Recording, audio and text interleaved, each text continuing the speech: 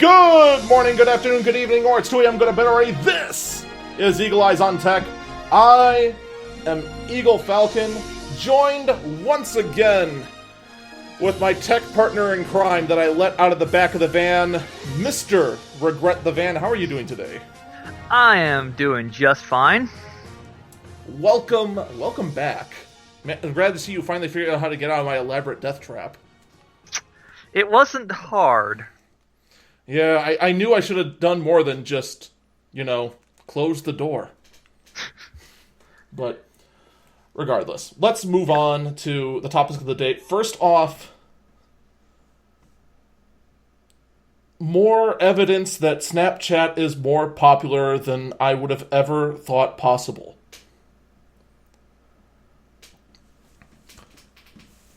So, apparently Facebook decided that we need to launch Messenger Day. Which I could go over all of the various features that Messenger Day has. But I just can't feel motivated enough to do that when I could just say that it's Snapchat. It's just Snapchat.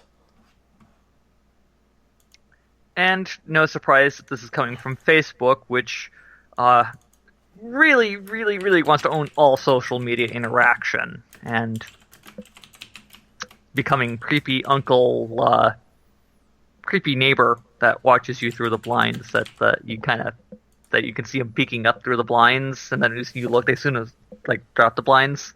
Yeah, that's Facebook. That's the other thing that's kind of baffling about this, is the fact that people like this idea. Like, the early reception is that this seems like, oh, this is a great idea. Facebook launching out a Snapchat competitor. Here's the thing. Wasn't Snapchat the thing that was brought out in the first place to be a place where people can communicate in secret? I mean, I get that Facebook Messenger Day has that sort of same feature, supposedly, of deleting the messages. But who actually legitimately trusts Facebook to delete the messages? Nope. No one. I would expect Facebook will say, "Oh, they're deleted," and then data mine the fuck out of those messages. We aren't an explicit podcast, I might remind you. But yeah, They are gonna mine the ever-loving crap out of them. It's blatant. It's obvious. It's going to happen. The messages are going to be harvested. At the very least, the metadata of the messages are going to be harvested, and it's going to be used for targeted advertising. Mm-hmm.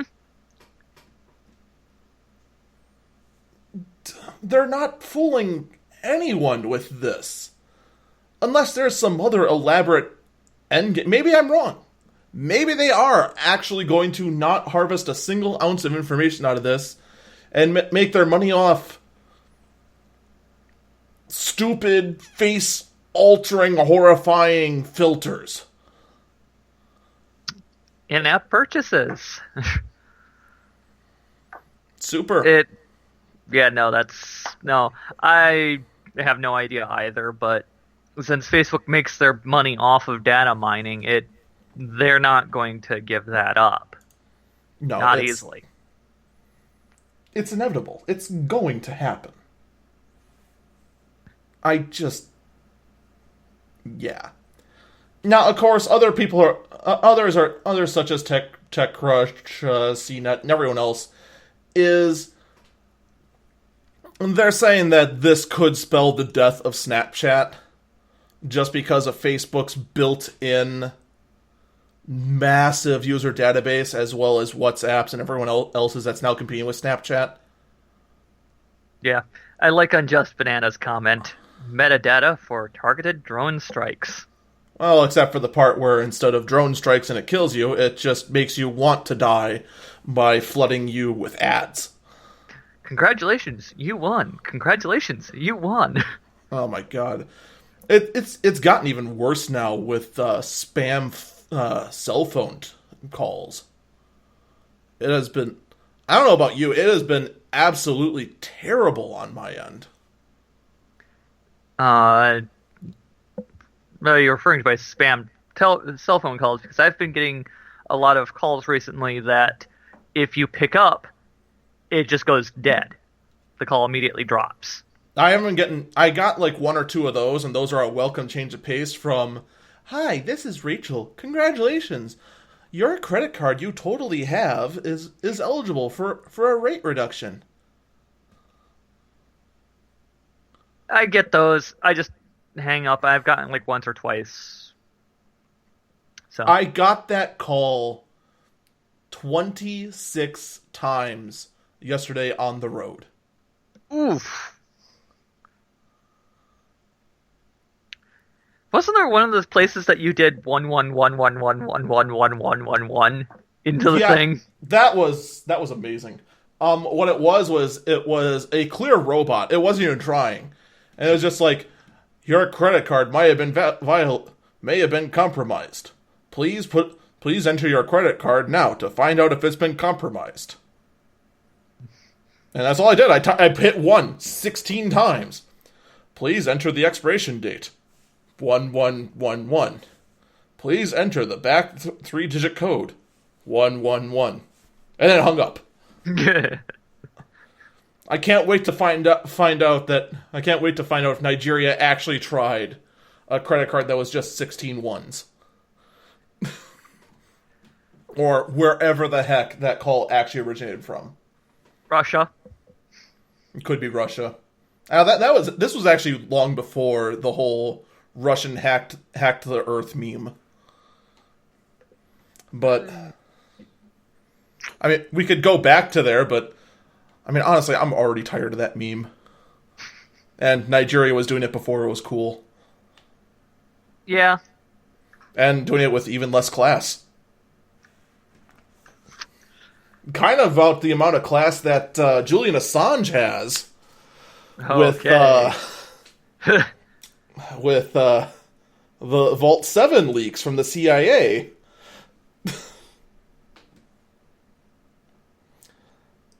This was... I mean, first off, I want to tell a story about this story in general. Just...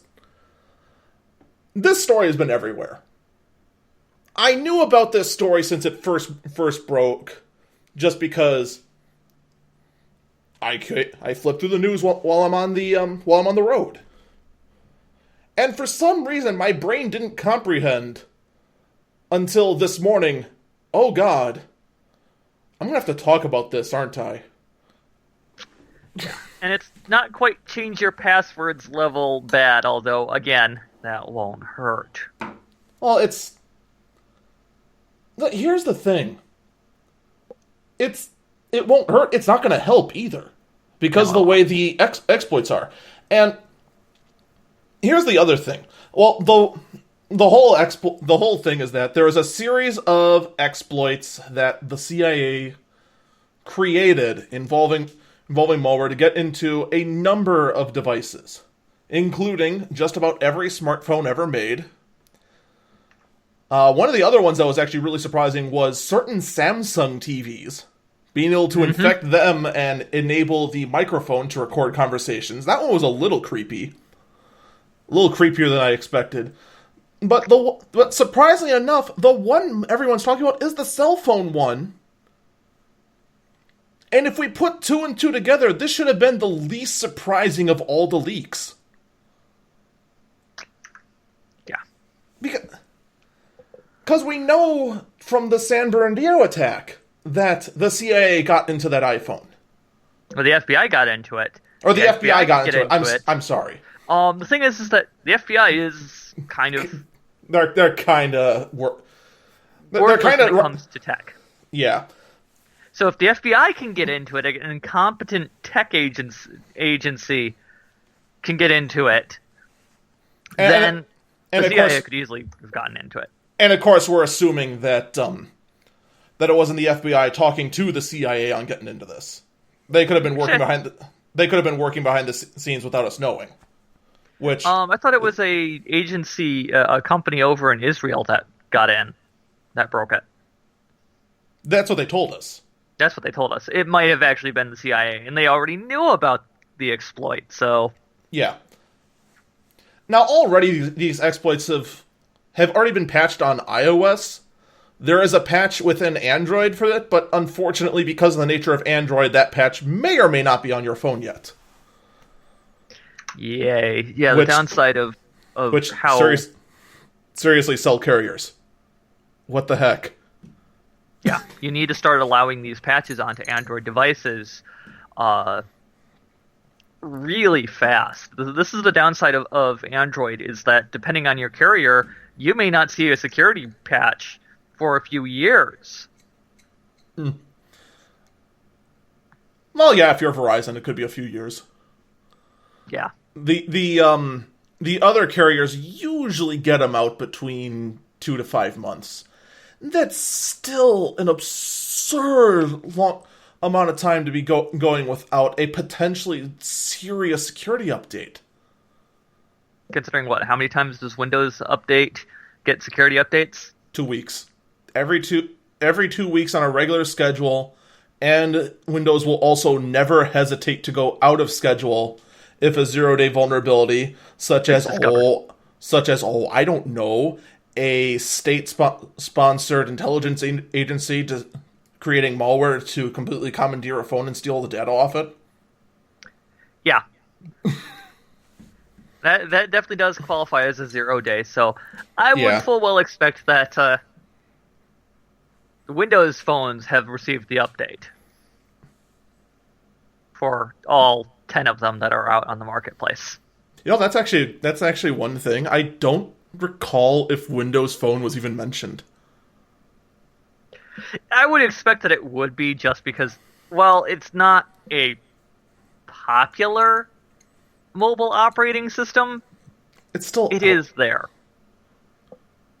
I'm now imagining, like, all of the shadiest organizations now switching to Windows Phone because the CIA doesn't care enough. It's the only thing that's going to save Windows Phone 10. Yeah. Although, if I remember correctly, there has been some signaling from Microsoft that they're not too interested in the mobile market anymore. No. They haven't been too interested in the mobile market since Ballmer went up on the stage and shouted developer at the top of his lungs. Yeah. They tried. They tried out of 10 on a scale of 1 to 10. I mean, they definitely tried. I don't think they got anything that had any sort of traction. Though using their Kit 1 phone was hilarious. The thing was adorable. Mm-hmm. But now, the only other thing that was actually been a recent development that not many people are talking about is that WikiLeaks, Julian Assange, did agree to provide as much information as possible to Apple and Google regarding the information that they have about the CIA leaks to help them patch this. Mm-hmm. So that's a little surprising. Not sure if there's going to be any sort of friction there, if anything's going to be getting in the way. That could be interesting to monitor. But well, just looking into some things, other articles associated, and it's ex-CIA Director David Petraeus says WikiLeaks unmasking... Oh, stop that. Autoplayer. Just popped up. Unmasking of CIA hacking exploits will spoil things between the spy agency and Tech Central. No duh. But now it's actually going to be, it's like, how willing is our Silicon Valley giants willing to play ball with the CIA, since they've already told NSA kind of go fuck off too? First off, still not an explicit podcast. Sorry. We'll train you yet. There's multiple different layers here. The fact that the information was leaked in the first place now means that this sort of technique, because there was a gross amount of data about how they did it, that can now be used by and I'm going to put this in massive quotes, wrong hands. For varying definitions of wrong hands. With 10 million quotation marks around that. So the fact that WikiLeaks is willing to extend a hand and help Apple, Google, and others, Microsoft, in patching this, I believe is the right move. I don't think the leak should have happened in the first place, just because now it's made this exploit now even more open there. Though it is nice to know that these exploits... I'm super conflicted about this. But in the end, a lot of people are getting angry at the CIA for doing what the CIA does, and I have a hard time being angry at the CIA for being the CIA. It's their job. Their job is to know things. Yeah. Actually, when I first heard about these particular leaks, I was trying to figure out, okay, because we're still also in the height of the Russia hacked the world thing. I was trying to figure out, okay, how exactly is this political? Who gets to gain politically from this leak? And to be honest, I still can't figure it out. So I still can't either. I'm not sure if this particular set of leaks were politically motivated, or if they are, the political motivation is so nebulous that it could be anything. I hate to say this because it just sounds so tired to say this, but it sounds very Snowden-esque.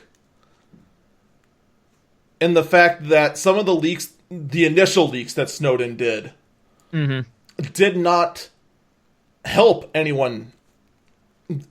Did not help anyone politically. Knowing that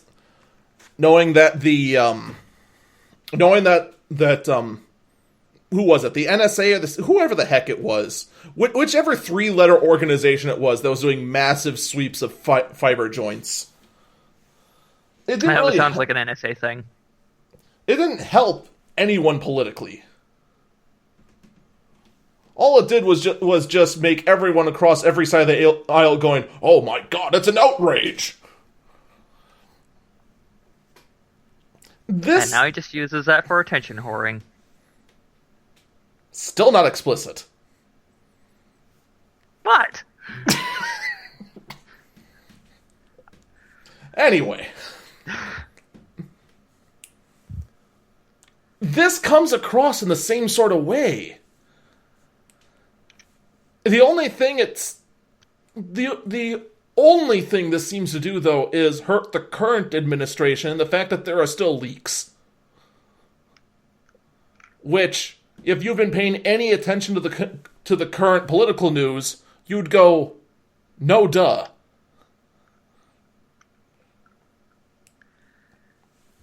Anyways, I think we should probably move on, otherwise this will swallow the entire podcast.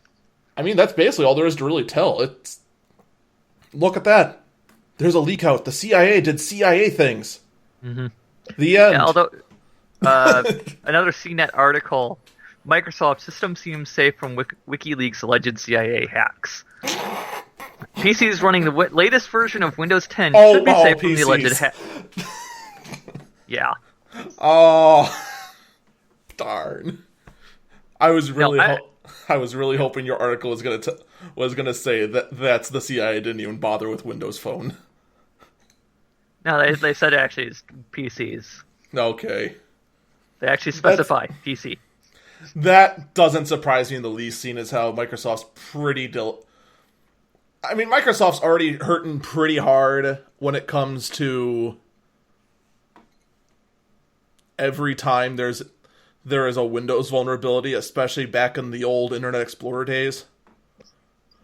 Oh, mate, how we miss IE 5 and 6. Nobody does. Stop lying. But there you have it. The moral of the story is, if your phone says there's an update, update it. Do it. Do it now. Let's move on. So, these next stories, I'm just going to put under one big umbrella. And I'm going to call it, remember when Twitch was bought by Amazon?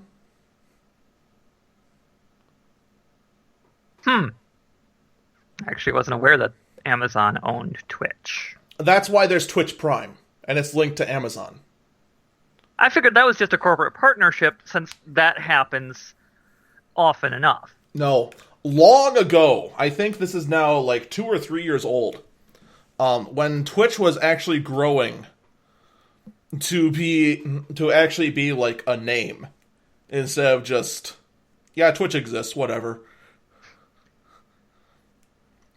Amazon bought Twitch, and it kind of made a whole lot of people in the tech world go, why? What are they planning to do with it? Well, if you were the Twitch community at the time, it would make sense, seeing as how there's a lot of money being thrown around on the Twitch world.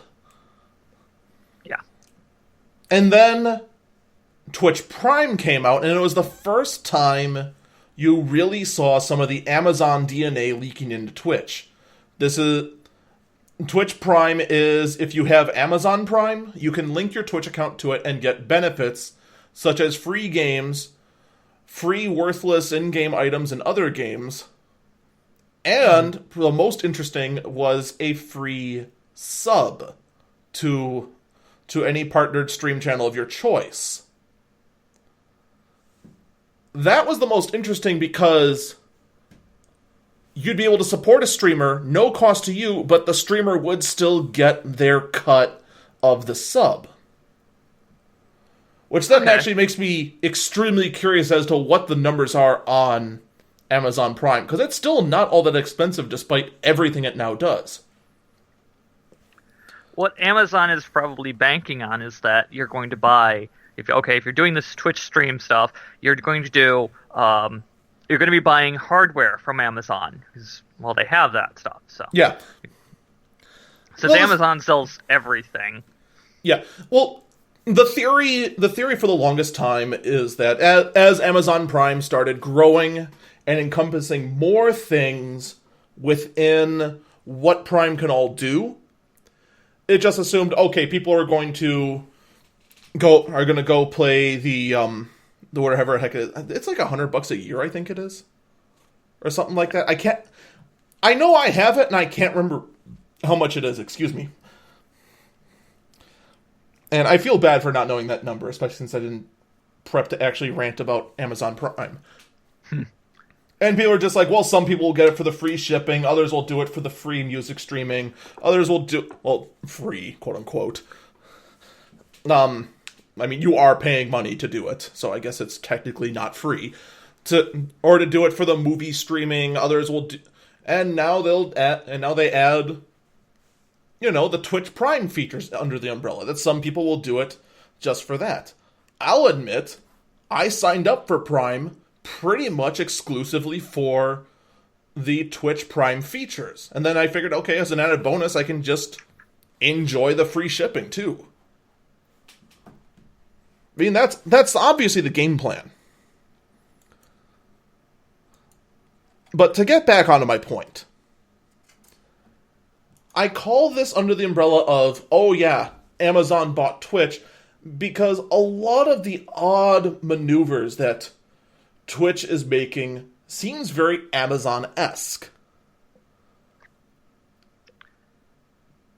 The first one is the Twitch desktop app. The Twitch desktop app, which isn't out yet, allows you to communicate with other gamers using a desktop app, including text chatting, video chatting, voice chatting, even getting in on a TeamSpeak like channel. You can even have your own servers and also share your current Twitch status. Now, my question to you, Regret. Does this sound familiar? Yes, it does. It sounds a lot like Discord. It is! You win! You, Yay! you figured it out! Yeah, Well, even the interface looks like Discord. it does. It's clearly or it's clearly Twitch competing with Discord. And I'm not gonna lie, I'm probably gonna end up downloading this too and try to figure out how to juggle it with Discord. And then figure out how does it vary. But it does seem very Amazon-esque, because Amazon does this quite a bit. Hey, look, Netflix is out there streaming movies. You know what we could do? Amazon Prime Video. I mean, that's pretty much what they do. They compete with a whole bunch of other things, whether it be competing with an eBay marketplace, which is what they first did, competing with food delivery, that they're competing with Uber and their food delivery service, which they're about to do, or compete against Podbean, whichever you want to compare it to. Now they're competing against Discord with the Twitch desktop app, which I'm sure down the road will have its own name. Or, and I'm skipping ahead a little bit because I did the ordering wrong. Or they could also just introduce Pulse, which competes directly with Player.me or CGN or Facebook or Twitter. Covering all the bases there and being potentially a bit too ambitious. Though, to be fair, Pulse, although does compete with all of those services, Pulse does have an advantage on being a big change that did very little, but still does a lot. What Pulse is that it takes every streamer's Twitch feed that you follow and puts it all in one place, right at the home page.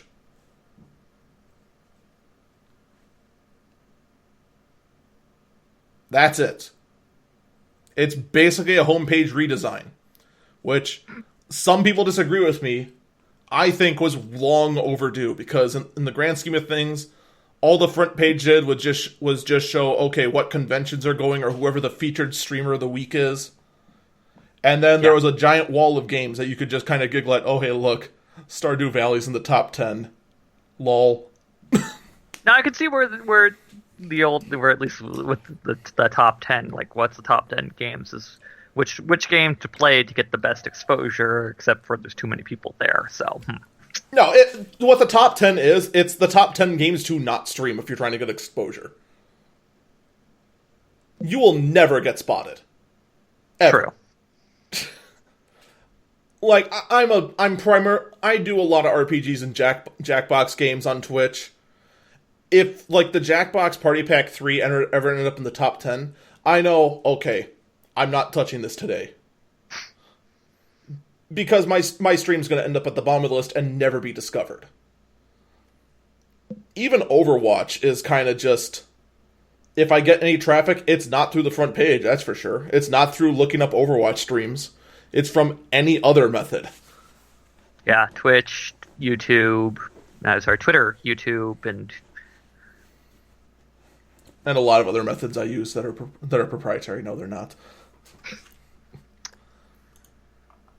So yeah, the whole grid of games, it was adorable and colorful, but in the grand scheme of things, I welcome Pulse, even though it is the most major minor update ever. And yeah, here's what I guarantee you. That minor change, it completely makes the Player.me gaming social network obsolete. This kills Player.me.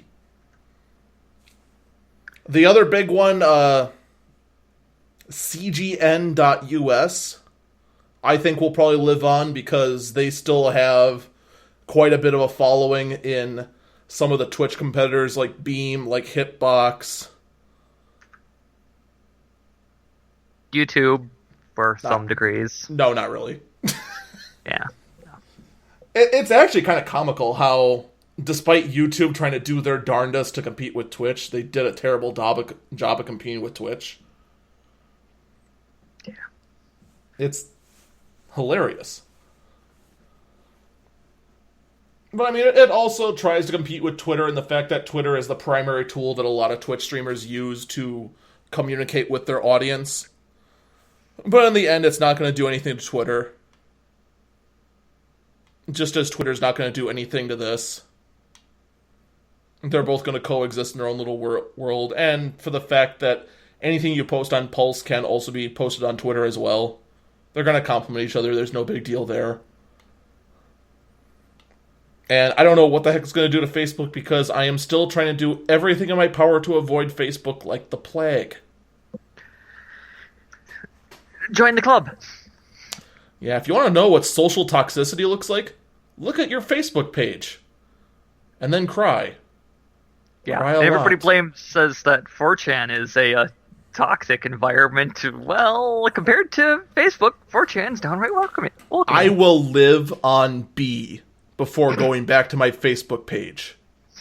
That's how bad my Facebook feed is. Unjust Banana, though, has the right idea in the chat. He uses messenger pigeons. Well, then I need to bring out my double barrel shotgun.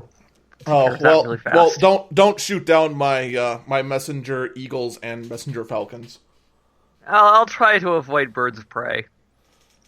All right. And last but not least is the last big update that Twitch kind of put out. Although I think Aosha was trying to tell me that they put out something else today as well, and it's drawing a blank on me. And that's they redid how their new features for communities works.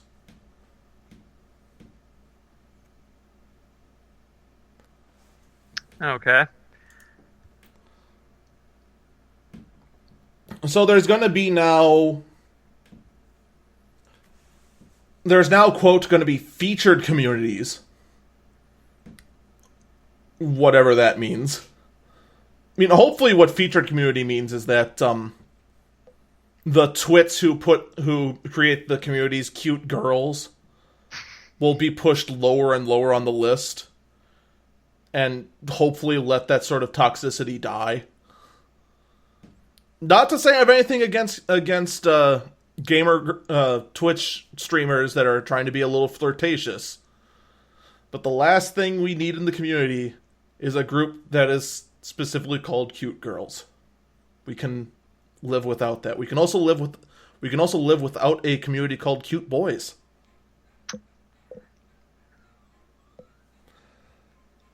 There's also going to be a search feature and viewer and streamer counts within it. So it's a revamp on the whole communities thing, and it is really, really needed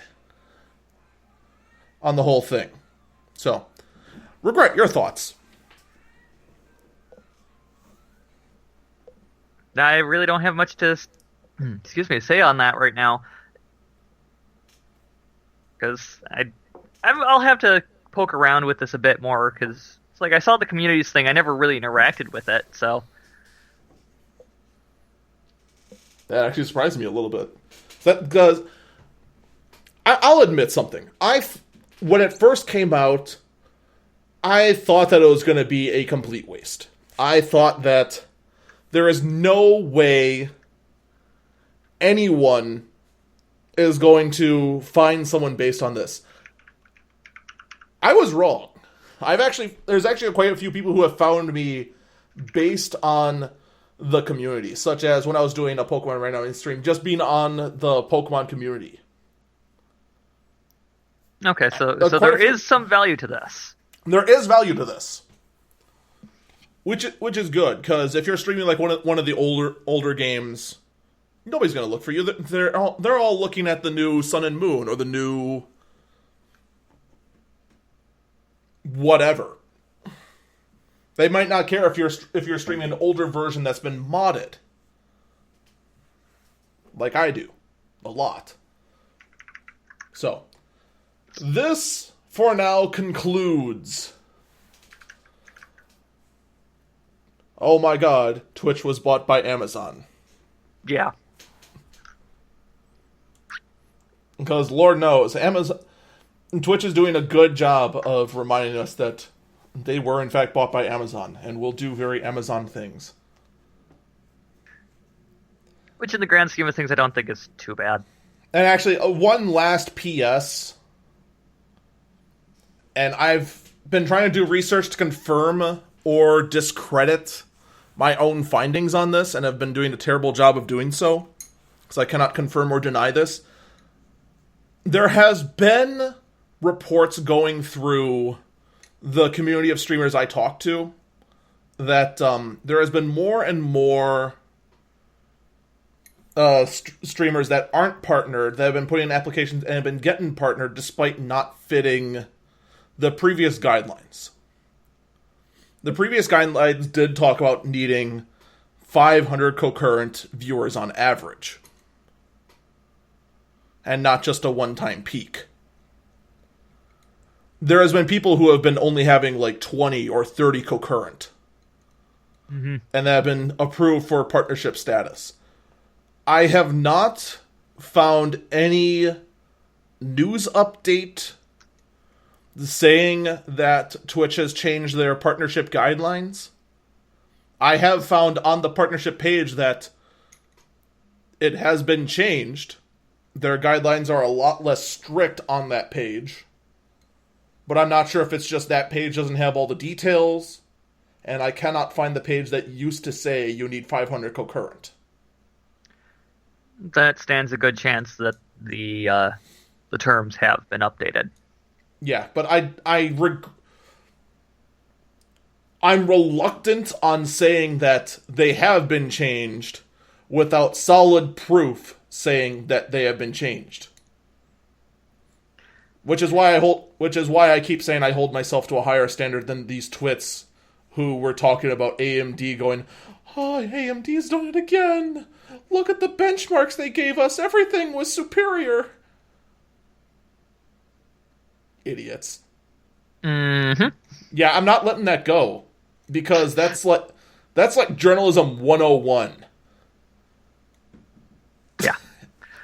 Anyways, they all fell for it. All right, let's move on to the next victim of the RGB plague. I know. I shed a tear. I giggle maniacally. We have MSI's new Z270 gaming M6 motherboard. Yep. With RGB. With RGB, with reinforced PCI Express slots, with duo-colored RAM slots, RGB on the heatsink, two to three-way SLI, a dedicated Wi-Fi card you can add in. I mean, it's got everything. There's even a SOS port on here. Okay. Right there at the bottom of the SATA bank, you can see in that bank you've. It's a server grade SOS port. There's even a U2 slot and two M2 slots. So you can add even more PCI Express storage on here. Mm-hmm. No, this is looking... It looks like a very nice motherboard to get your hands on. To make a very capable all-around machine. Well, I mean, it's clear it's designed for gaming. Yes. If this is a workstation build, you're on the wrong chipset. Yes. The thing is that with the reinforced PCI slots, ePCI slots, definitely screams that this machine is that they had in mind that this machine might get moved around a lot. I could also see it for supporting heavier graphics cards, but most of that weight should be transferred to the chassis of the machine. The thing is, though, is that a lot of motherboard manufacturers, MSI and Asus, are the first two that pop into my mind. They have been going to extreme lengths to say our motherboards are going to last forever. And this is actually a response to the fact that Intel has not been putting out CPUs that have been all that much of an improvement. Mm-hmm. We were talking about this before the stream, in fact. Once you get past the performance jump from Linfield to Sandy Bridge, it's about a 3 to 4% improvement from generation to generation. Even Haswell, which is now, 3-4 generations old? Somewhere in there, yeah. Haswell, Broadwell. It's 3 generations old.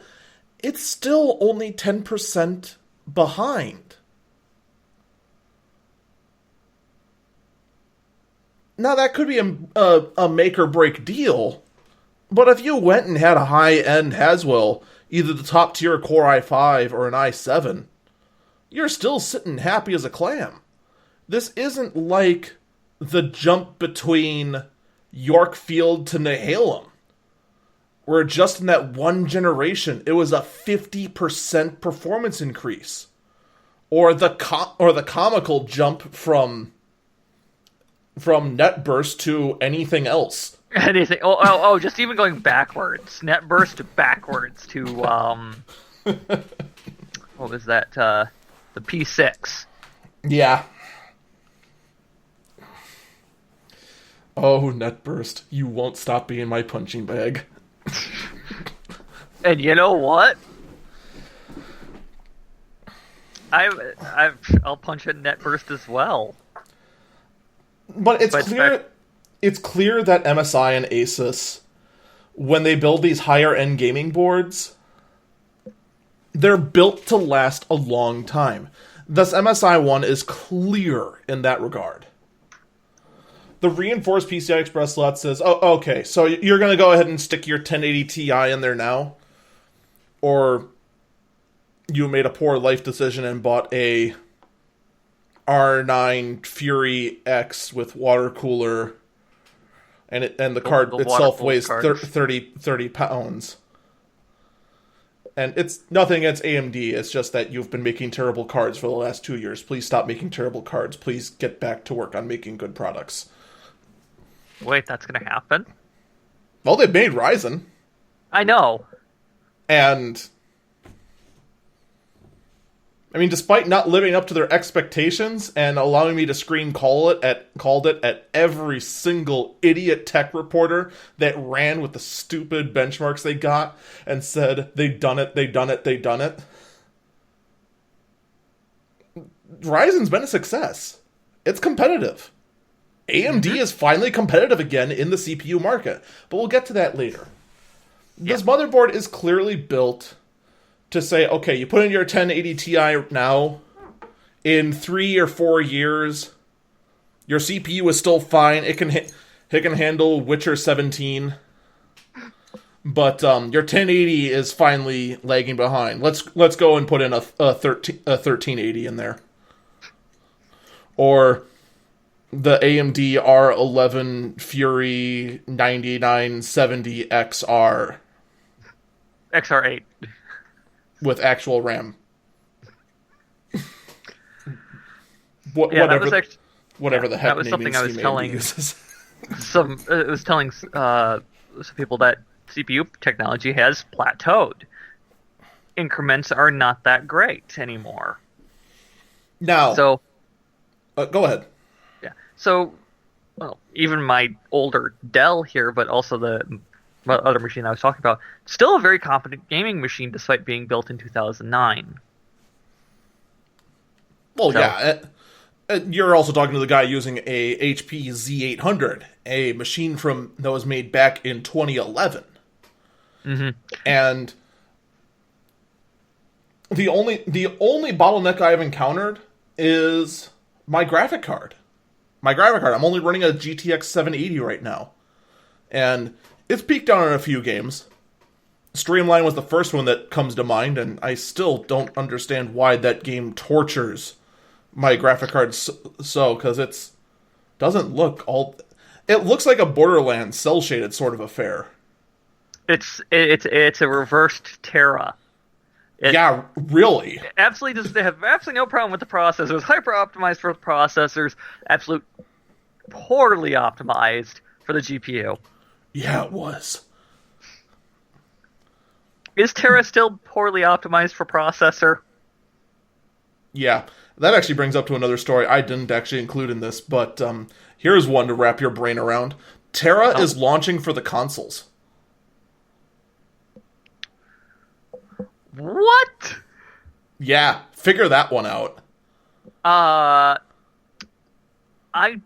don't actually have a fire extinguisher in my place, so I'm not going to try. Well, think about this for a moment. What processor is the Xbox One and the PlayStation 4 using? They're both using, I believe, A8 APU. Nope. They are using a proprietary Jaguar-based APU.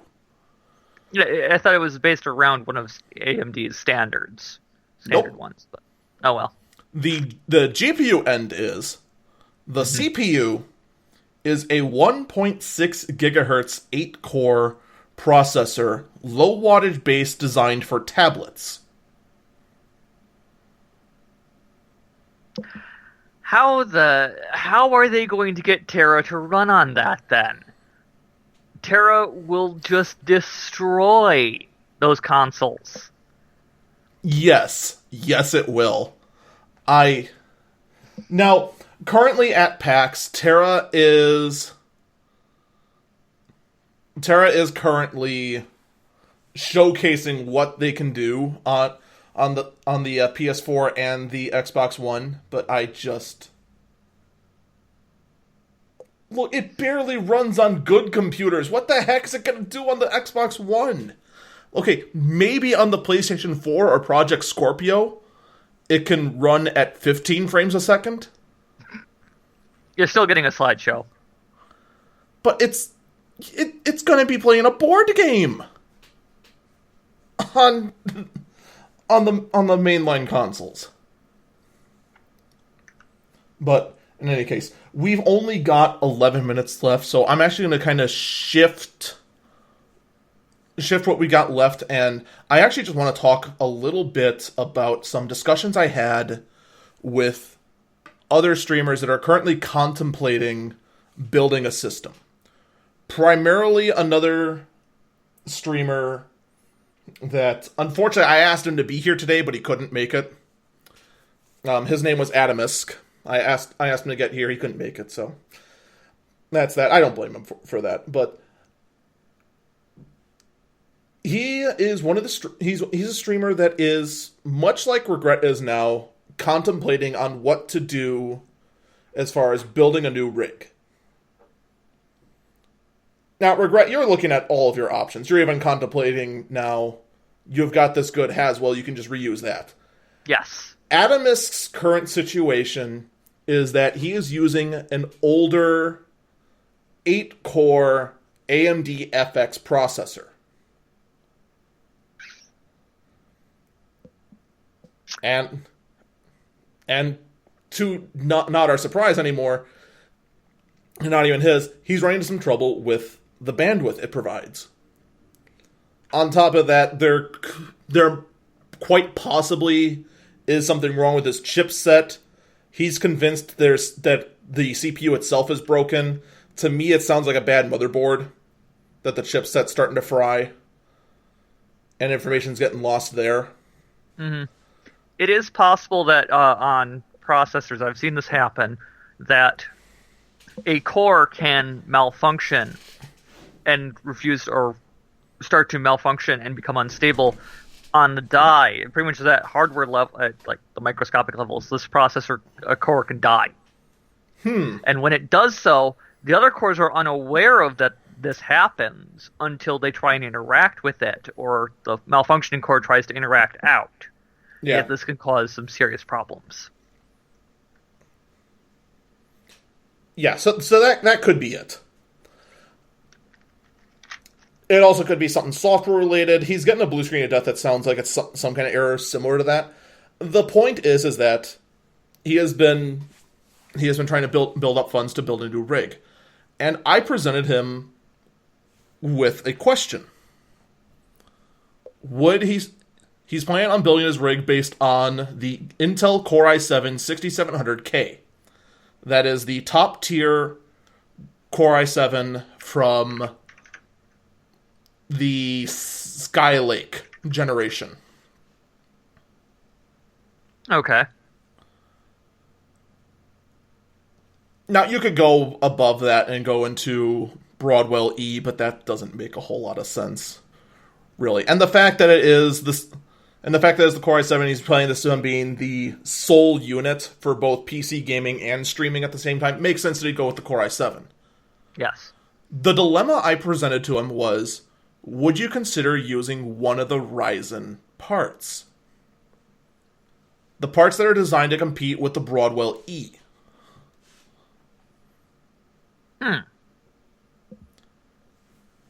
Now I'm going to have to... I know you had linked me the spec sheet, and then... There we are. I had actually closed it, so let's just take a look here real quick. Okay. Looking at that.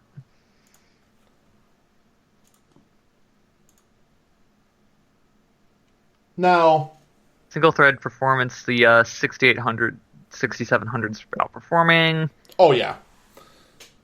For gaming, the 6700K is superior. For rendering and professional applications such as OBS or whatever is music production software, the AMD is superior. Yeah, I noticed that. It's Audacity MP3 encode. They're actually PCPer. Actually did mention Audacity MP3 encode lame at 28 kilobytes per second, and Ryzen has got a significant lead over the 7600. But here's what he said that was interesting to me.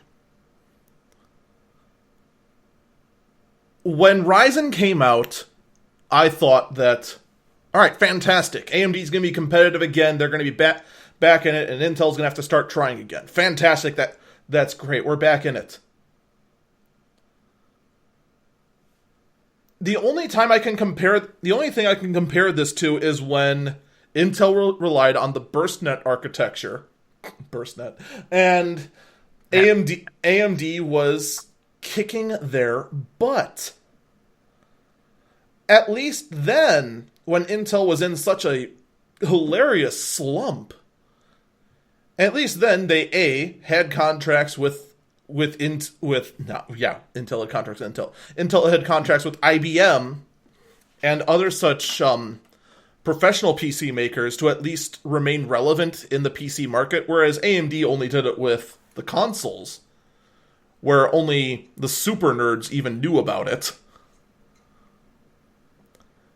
And the other thing was that the Intel fanboys could at least say, but Intel has the higher clock speed. Yeah. AMD had none of that. They didn't have the better anything.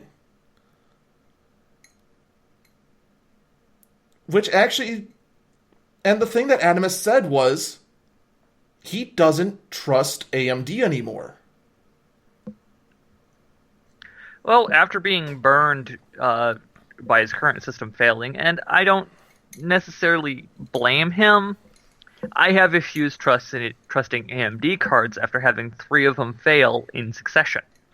Yeah, and that can all be based on whoever the manufacturer is. I've been noticing a lot of the AMD manufacturers are kind of shady. Like, what was it? ColorWorks seemed really shady. I've had 2 Sapphire cards go, and they only seem to make AMD parts. And so that could be something on the manufacturing end. But the thing that actually had me thinking about his comment was, I couldn't blame him either, but it made me wonder how many others are on this same mindset. How badly has AMD hurt themselves by not being relevant in the CPU market for what seems like 1,700 lifetimes? And, well, okay, to get that answer to us, we're going to have to take a look and see how Ryzen sells. If Ryzen can actually make a splash in the processor market, we might see that we might get some trust back in AMD, but I'm with your friend there that no. I have no faith that AMD is going to ever be relevant again. Yeah. I have more faith that Cyrix Logic might decide to go, fuck it, we're going to make an i5 clone. We're going to get flagged on iTunes. We're going to get flagged on iTunes. Sorry. Oh, man. But, yeah, AMD relevant is not happening. They need to seriously figure out why Intel, even these older processors, are beating Ryzen. And they're trying to say, "Oh, it's a gaming chip." It's no, it's not. I mean, well, here's the thing that does make me wonder if there's anything else to this, because if you notice, the Ryzen chips are built to be granted, there's only 3 out right now. It's clear based on the benchmarks they used, they're competing with socket 2011 V3. They're competing with the enthusiast level. They're not at... These aren't the chips that are to compete with the mainstream.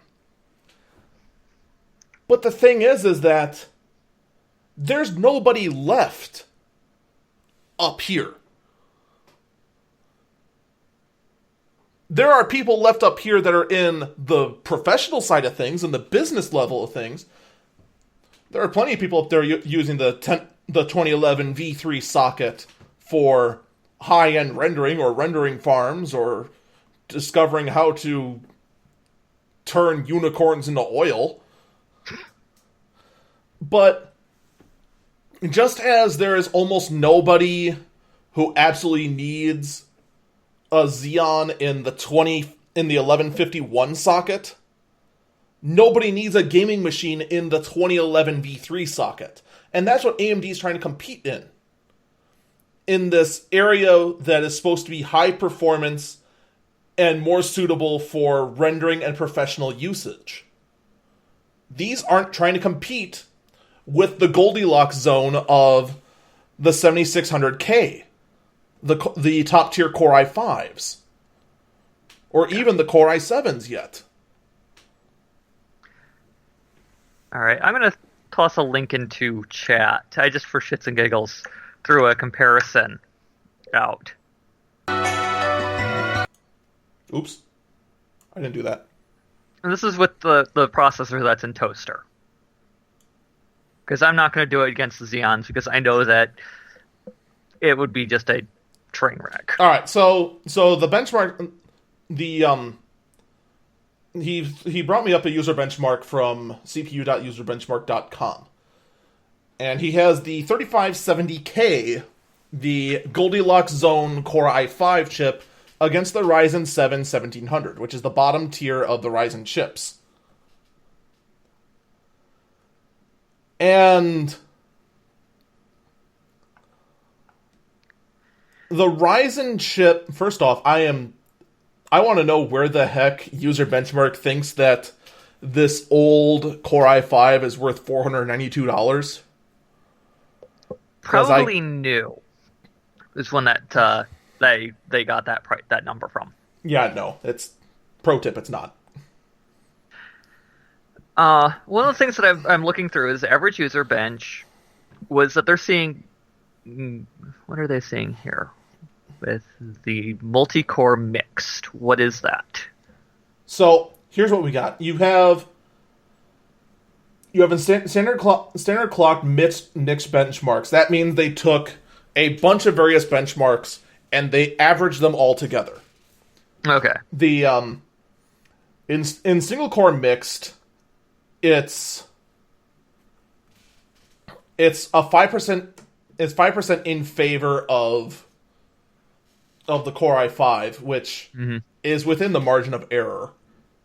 Yeah. The quad core mix, which is only using a quad core application, the Haswell also wins by 6%. That's slightly outside the margin of error.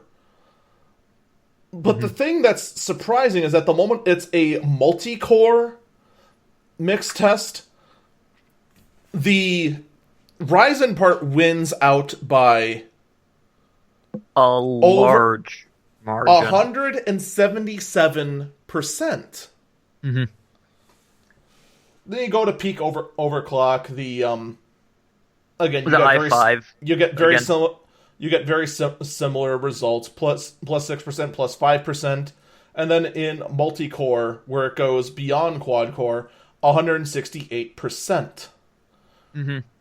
Which, first off, makes me wonder. Yeah, it's 8 cores and 16 threads versus 4 cores and 4 threads.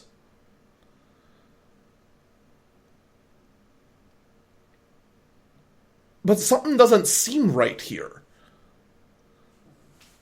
Getting almost double out, actually almost triple out of that. It doesn't add up. Mm-hmm.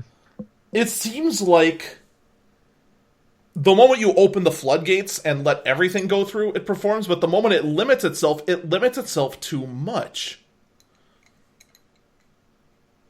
Which makes me wonder if it's like, okay, for a quad-core application, it's only going to it's not prioritizing the actual primary pipeline over the additional pipeline. That you're only opening up 2 physical cores and 2 virtual cores, as opposed to 4 physical cores, which is what it should be doing. So there might be some optimization problems going on there with Ryzen. It's going to be something that's going to be very interesting down the road. We also have to consider that no software has been designed yet for the Zen architecture. It is brand new from the ground up. Mm-hmm. And that's one of the things that I'm not terribly surprised. We need more data on this particular processor, and probably once we see programs designed for it, we'll see this processor shine. But we probably will. But that's going to have to wait for another day. That is going to conclude it for us today. Thank you all for watching and for listening to us. Please do feel free to give us a follow on Twitch. You can find me at twitch.tv/eagle_falcon. You can find my partner in crime at twitch.tv/regret_the_van_. We will be back broadcasting live on Twitch and everywhere else, 3 p.m. Central Time. Take care, everyone. Rest well. Bye!